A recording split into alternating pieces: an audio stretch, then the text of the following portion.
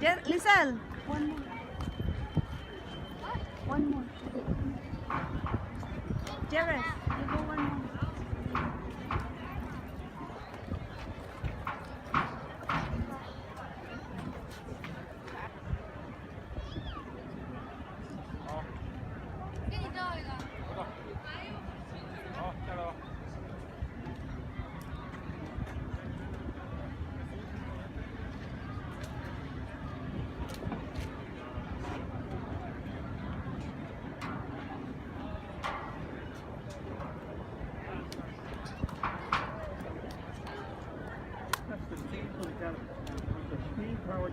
JULYSIL. We use a 600 psi, 800 degrees C. So it's got a lot of energy. And then my face will be He burned. knows the type of aircraft. He knows how much I weigh. He knows what wind is coming down the deck. He knows the temperature. Backyard at Pets Rules.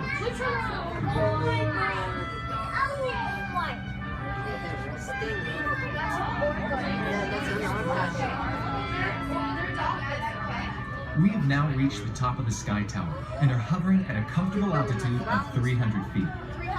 From here, you will be able to see several park landmarks, including Manta, Wild Arctic, Dolphin Point, and Explorers Reef. This year, SeaWorld is adding to that list of landmarks as we are in the middle of our...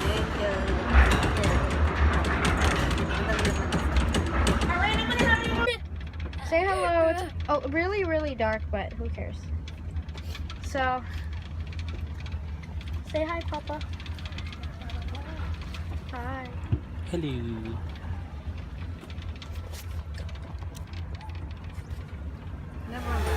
Malin, turn around. Christian, turn around. Christian, Malin, turn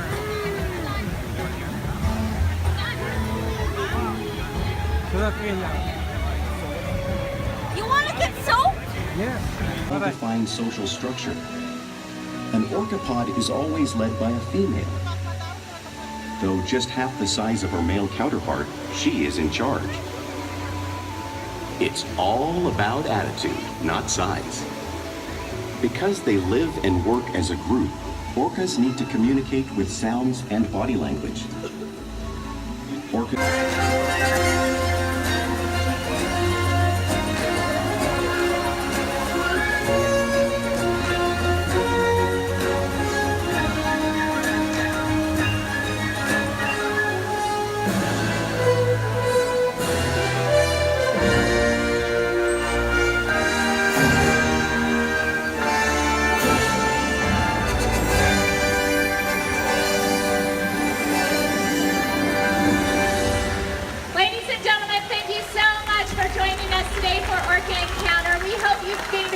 Appreciation for this incredible animal, the orca. Have a great rest of your day.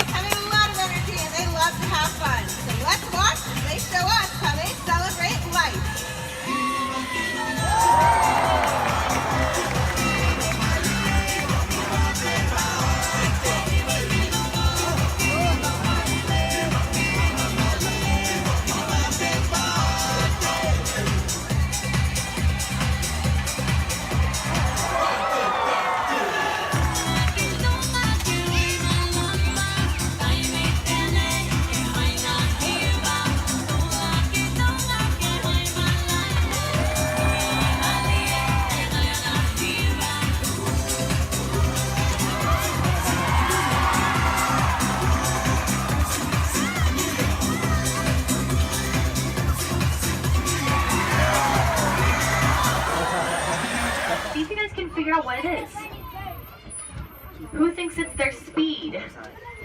I'm glad I didn't see any hands on that one, because cheetahs can run at speeds up to 70 miles an hour. Could you imagine a giraffe running that fast? Me neither. That'd be quite a sight to see, though. It's their spots. Look at those spots on the cheetah and compare them to the spots on the giraffe. Cheetah spots are much smaller and giraffe spots are much bigger. Giraffes have bigger spots because they relax in the shade of much taller trees, so the shadows casted down are bigger. With cheetahs, they relax under very short trees to camouflage, so the shadows casted down are smaller, which is why they have their smaller spots. Now for cheetahs, they want to conserve their energy until the last possible second when it's time to hunt. But for giraffes, they want to camouflage because they do want to hide from predators.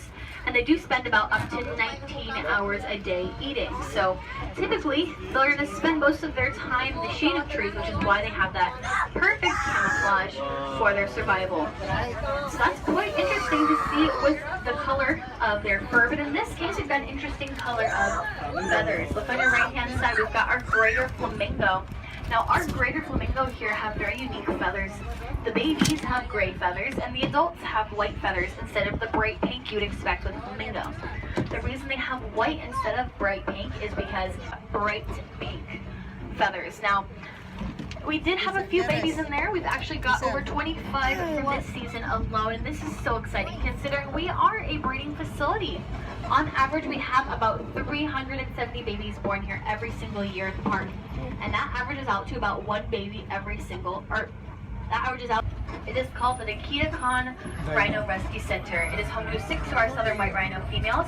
If you look behind those rhinos, you might spot some of our native mule deer munching on their food back there. Now we've got all 6 of them that we can see, 2 of them up behind the rocks, 2 in the first cabana and 2 in the next cabana. Once I get to a full and complete stop, you're welcome to stand up and get a better view. Now these females have a very important job to do. When they're not out here with the public, they're back in their bedrooms, and we do lots of tests with them. Now these tests are things such as standing on a scale, holding still for a blood test or an ultrasound. And these tests are all for us to track their cycles and find out when the best time is for implantation during in vitro. Because what we like to call the close cousin of them, the northern white rhino, is critically endangered with just 3 individuals left in the world. Now, but keep looking to your right and you'll see our piglets just born about a month and a half ago. Look at all 4 of our adorable little piglets enjoying a nice lunch with the rest of their group. Now, the Red River hog here gets their name not from living in red rivers, but because of their red color. They do love living near rivers, and of course they are hogs. But the reason they love living near rivers is because they can actually flee from predators by swimming. They're excellent swimmers, and they can hold their breath underwater for up to 30 seconds. Who would have thought that a pig would be so good at swimming? You might even spot some mud covering some of their sides, considering on a hot day, one of their favorite things to do is indulge in a nice, cool mud bath. But of course, having a lighter color does help them out. Having a darker color could help an animal, could cause an animal to be a little bit more warm, considering it tends to absorb more of that sunlight, which is why the sable antelope here tend to be sitting for most of their day to conserve their energy. But right now, even though they are just relaxing, we are seeing a really interesting behavior. Take a look at these sable antelope. I want you to look at their formation. Imagine you are a hungry lion prowling around the savannah. Raise your hand if you think they would be easy to sneak up on. Raise your hand if you think they would be hard to sneak up on. Comparison to that eastern black rhino weighing in at 4,000 pounds. But look at the Cape buffalo's horns. If a lion were to run up to the Cape buffalo, they could bow their head down, scoop the lion up, and throw it a few meters in the air. And that's not even what makes them so dangerous, it's their behavior. A behavior called mobbing, which means if you attack one of them, you attack all of them. They'll band together, fight back, and folks, the Cape buffalo can take on an entire pride of lions who win, making them the second most